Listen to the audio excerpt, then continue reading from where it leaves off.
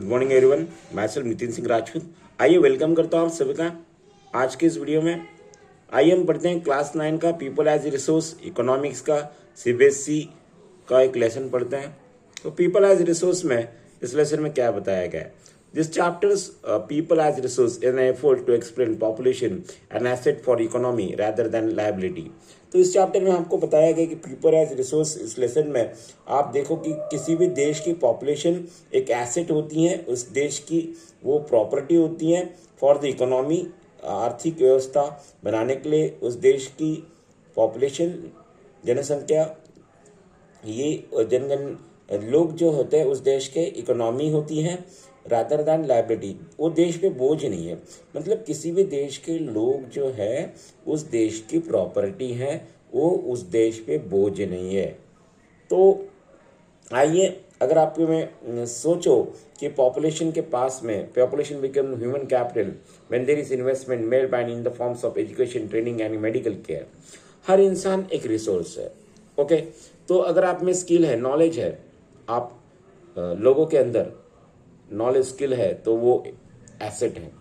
सो population human capital तभी बन सकता है जब उनको प्रॉपर एजुकेशन दिया जाए, ट्रेनिंग दी जाए, उनकी health care facility, medical facility उनको अच्छे से मिले। In fact human capital is the stock of skill, productive knowledge and embodying them. तो आप जो है इस देश में क्या हो, इस देश का रिसोर्स हो। किसी भी कंट्री की जो सिटीजन्स है वो सिटीजन्स उस कंट्री के क्या होते हैं, उस कंट्री के वो रिसोर्स होता है। तो वो उस देश पे बोझ नहीं है, उस देश के वो एसेट है।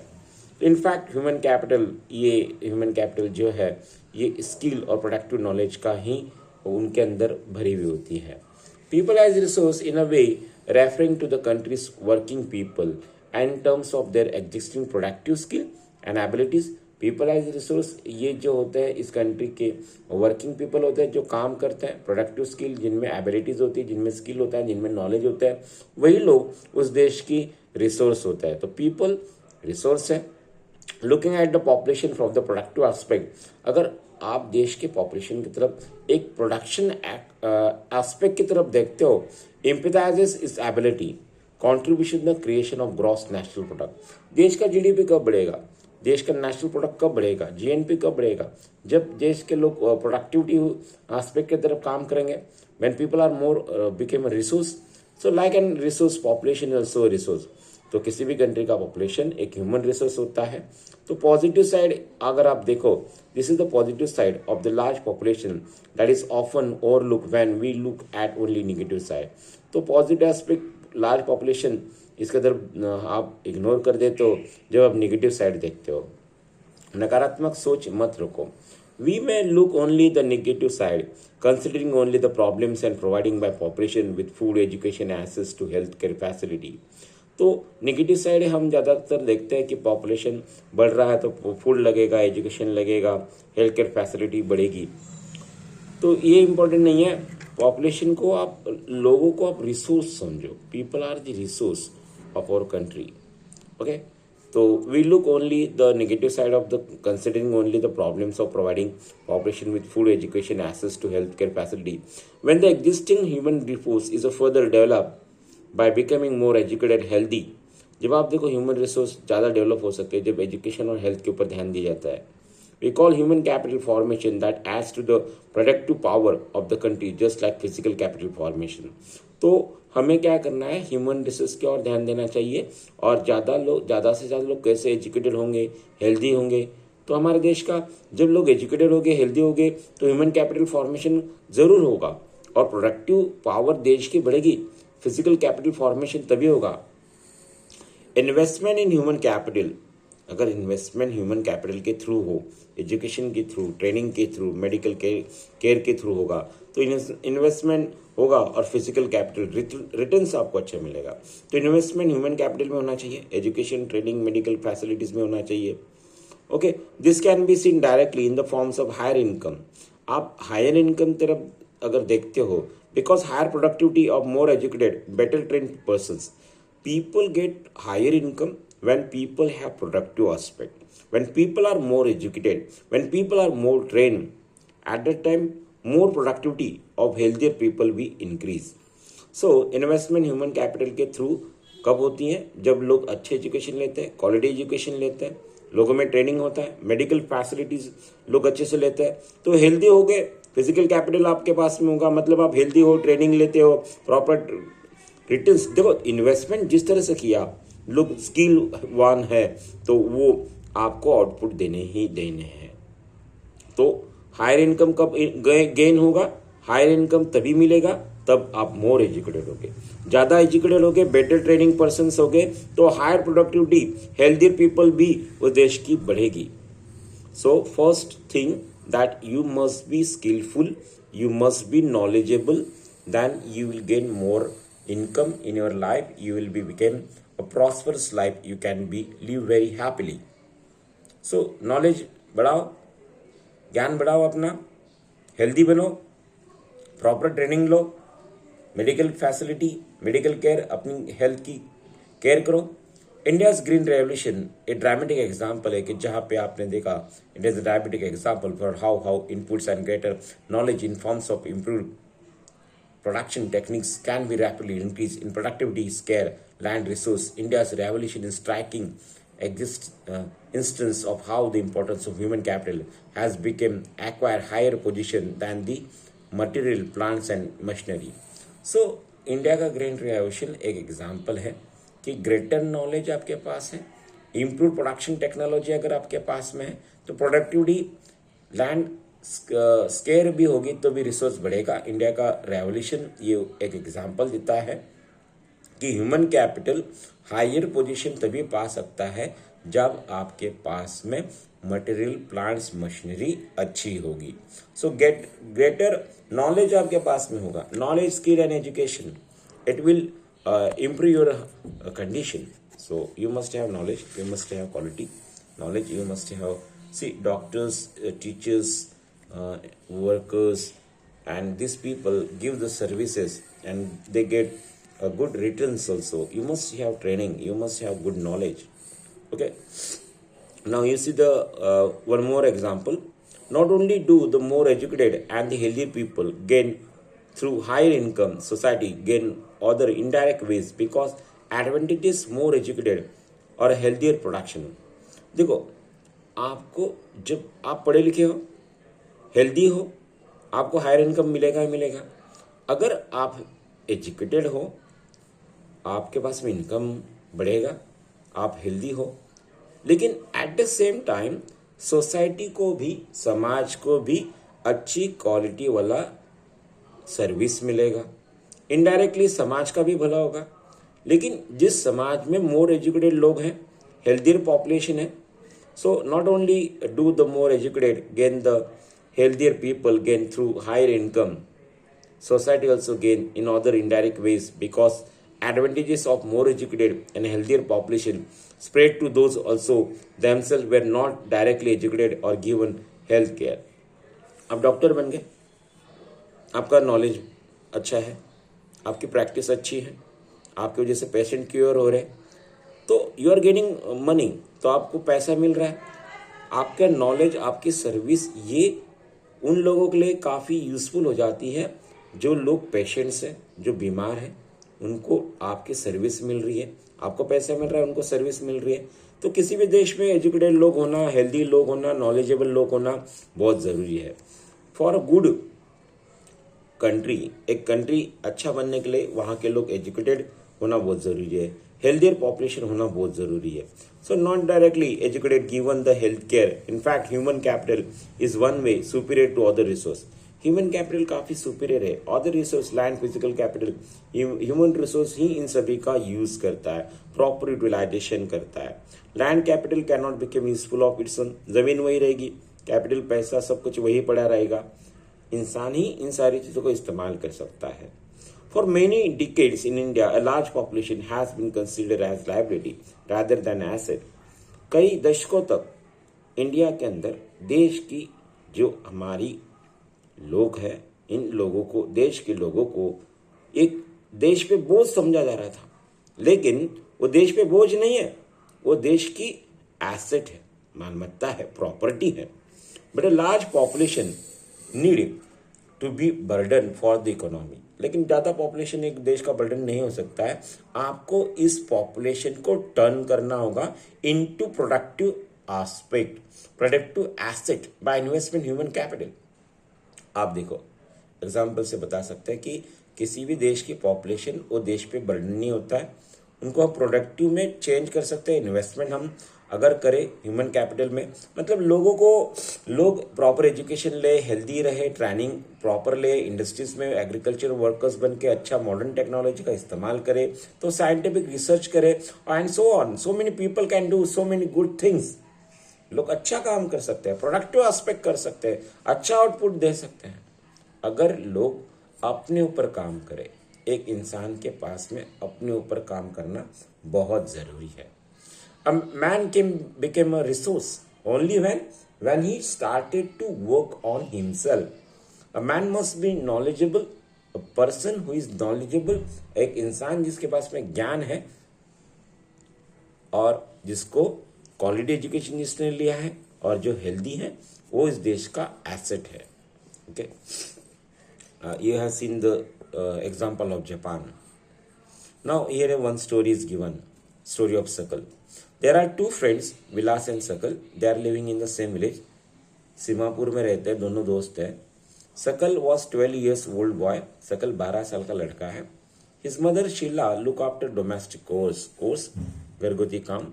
तो शीला माँ जो है घर का काम करती हैं। His father बुटा चौधरी, पिताजी Buta Chaudhary work in agriculture field, जो खेत में काम करते हैं। Sakal help in his mother in domestic chores. Sakal अपने पिताजी को अपने घर में अपने माँ को घर में काम में हाथ बटाने के लिए हेल्प करता है। He also look after his younger brother Jeetu and sister Situ. अपना भाई जीतू और बहन सीतू का हेल्प मतलब देखभाल करता है। His uncle Shyam pass the matriculation examination. Uncle Shyam 10th pass out हुए, but he was sitting idle in the house as he had no job. वे घर में ही कुछ काम धंधा नहीं करे, ऐसे ही बैठे रहे 10th पास आउट होने के बाद में। Boota and Sheela eager to teach Sakal. Boota Chaudhary और शीला ने माँ बाप ने सोचा सकल को पढ़ाएंगे। ये force to join village school, उन्होंने विलेज स्कूल में उसका दाखिला करा दिया। Which he soon join the school, join किया, started studying, completed higher secondary education, उसने अपना हायर सेकेंडरी एजुकेशन कंप्लीट किया। His father pursued him to continue studies, उनके पिताजी ने बच्चों को परस्यूड किया हायर स्टडीज के लिए। मतलब बच्चा 10th पास आउट हुआ, पिताजी ने फोर्स किया कि बच्चा आगे पढ़े और अपना नाम कमाए। सकल ही रेज अ लोन, सकल के लिए लोन रेज किया गया स्टडी वोकेशनल कोर्स के लिए। He take the vocational course computers also.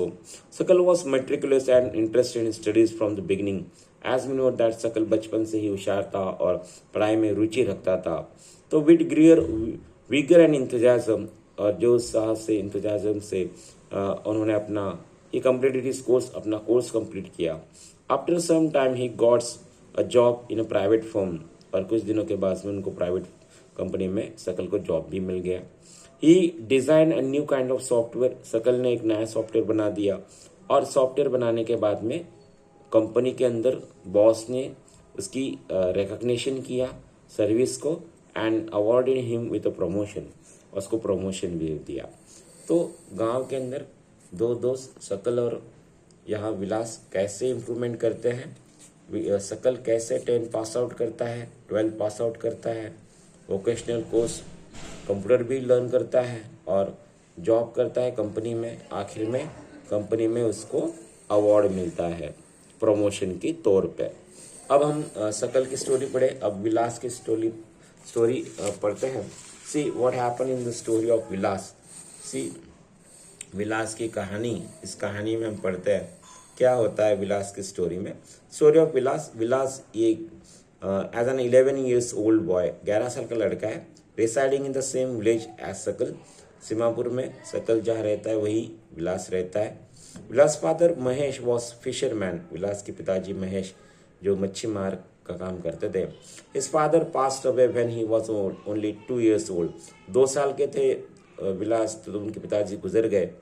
माँ Gita, his mother Gita sold fish to earn money, to feed his family. Gita, माँ गीता जो थी वो पैसे कमाती थी और अपनी फैमिली को सरवाइव करती थी। She bought fish from the land owners pond से फिश को लाती थी and sold it into nearby mandi में बेचती थी। She could earn only 150 per day selling fish बेच के 150 रुपये कमाती थी। Vilas became a patient of आर्थमिडीज जॉइंट्स, हड्डियों के जॉइंट्स का पेशेंट था Vilas. His mother could not afford to take him to a doctor. माँ गीता विलास को हॉस्पिटल भी लेके नहीं जा सकती थी क्योंकि पैसा ही नहीं था। 150 रुपये रोज कमाते थे। He was not interested in studies. Vilas बचपन से ही पढ़ाई में इंटरेस्टेड नहीं था। He help his mother in cooking, अपनी माँ को कुकिंग में हेल्प करता था। यंगर ब्रदर मोहन जो था वो भी अपने उसको देखभाल करता था। After some time his mother fell sick, कुछ दिन के बाद माँ बीमार पड़ी और एक दिन he has to go to sell the fish. Vilas को खुद फिश को सेल करने जाना पड़ा और जब उसने सेल फिश की तो उसको भी अपनी माँ गीता की तरह he too got merge income, उसको भी लेस इनकम मिला। So apart from this, we come to know the story that Vilas has the not knowledge of selling fish. Mother is also not having the knowledge of selling fish. So unskilled people, unknowledgeable people, ये लोग skillful people जो होते हैं वो ज़्यादा income नहीं कमा सकते हैं। At the end of the story, we concluded that those people are not skillful, those people are not having the knowledge, perfect knowledge of doing the work in a proper order. They get always less income. Okay, so in the two cases of studies we have seen Sakal went to school. Sakal school जाता है, Vilas not able to go to school as he is physically strong and healthy. He is not physically and strong and healthy. So there is no need to for him visit the doctor frequently. इसके पास पैसा भी नहीं doctor को visit करने के लिए। विलास patient है arthritis का। He lack the means of visit of doctor, पैसा नहीं होने की वजह से डॉक्टर भी नहीं जा सकता, डॉक्टर के विजिट नहीं कर सकता, आर्थराइटिस का पेशेंट है। सकल एक्वायर डिग्री लेता है कंप्यूटर प्रोग्रामिंग का और जॉब मिलता है प्राइवेट फर्म में। विलास कंटिन्यू करता है सेम वर्क। माँ भी फिश बेचती है, बेटा भी फिश बेचता है। ही अर्न अ वेरी मर्ज इनकम, उसको कम इनकम मिलता है। मदर की तरह वो सपोर्ट कर रहा है फैमिली को। So in case of Sakal, several years education at the quality of honour labour, तो कई साल एजुकेशन लेने से क्वालिटी ऑफ लेबर बढ़ा, इनहेंस टोटल प्रोडक्टिविटी बढ़ी, total productivity growth the economy, देश की उसकी इकोनॉमी बढ़ी। और इन टर्म्स पे individual through salary in other forms of choice. तो एक इंसान ने जो एजुकेशन लिया, अपनी डिग्री कंप्लीट की, एजुकेशन के ऊपर ध्यान दिया, अपनी इकोनॉमी, अपनी पेमेंट बढ़ाई, इंडिविजुअल ग्रोथ किया, सैलरी बढ़ी। विलास जो एजुकेशन नहीं ले पाया, हेल्थ भी उसकी अच्छी नहीं थी, जिसका हेल्थ अच्छा नहीं, जिसका एजुकेशन अच्छा नहीं है, तो अर्ली पार्ट्स ऑफ लाइफ में जिसने जीवन में सेलिंग ऑफ फिश किया माँ की तरह, सो विलास he is not having good kind of education and his health is also not in proper order. So early parts of his life, so he spent his life selling his fish like his mother. So health अच्छी नहीं, education अच्छा नहीं, माँ की तरह selling fish कर रहा है। Henceforth he draws the same salary. Unskilled labor, unknowledgeable people did not get the promotion. So investment जो है human resource, एजुकेशन और मेडिकल फैसिलिटी से हायर इनकम रिटर्न्स फ्यूचर में मिलता है। सो इन्वेस्टमेंट लोगों ने लैंड और कैपिटल के साथ में नॉलेज और हेल्थ के ऊपर करना चाहिए। So here today we learn that we must have knowledge, we must have skill. In the story of Sakal we come to know, Sakal के स्टोरी हमने देखा 10 pass out, 12 pass out, then vocational course, then higher education, make his own software when he work in private company, gain the promotion as a reward। खुद के ऊपर काम करने से आखिर में प्रमोशन मिलता है, अवार्ड मिलता है, सैलरी इनकम गेन होता है। विलास उसका ही दोस्त बचपन से बीमार और अनस्किल्ड, माँ भी गीता माँ जो उनकी है वो भी अनस्किल्ड थी, इसके वजह से 150 रुपया पर डे कमा पाई। नॉलेज न होना, स्किल न होना, इसकी वजह से लाइफ में अर्निंग नहीं होती है। तो I hope everything is clear to you. ये वीडियो आपको पसंद आया होगा क्योंकि नॉलेज और स्किल काफ़ी इंपॉर्टेंट है हमारे लाइफ में। सो आइए we will stop here and everything is clear to you. Knowledge और स्किल के ऊपर ध्यान दीजिए, अपने आप के ऊपर ग्रोथ कीजिए। और अगर आपको ये वीडियो लाइक करते हो, पसंद करते हो, तो चैनल को सब्सक्राइब कीजिए। मेरे चैनल का नाम है Nitin Singh Rajput 71। Subscribe with your friends and relatives and inform them regarding SS and English for gaining more knowledge regarding grammar and English and regarding the SS social studies के बारे में और भी वीडियोस पाने के लिए 9, 10 और छोटे बच्चों के 4th स्टैंडर्ड के भी मैं वीडियोस बनाता हूँ। अगर आपको वीडियोस पसंद आए तो लाइक कीजिए, शेयर कीजिए, कमेंट कीजिए और हेल्दी रहिए, नॉलेजेबल बनिए, अपने ऊपर काम कीजिए। Have a nice day, children. Bye, children.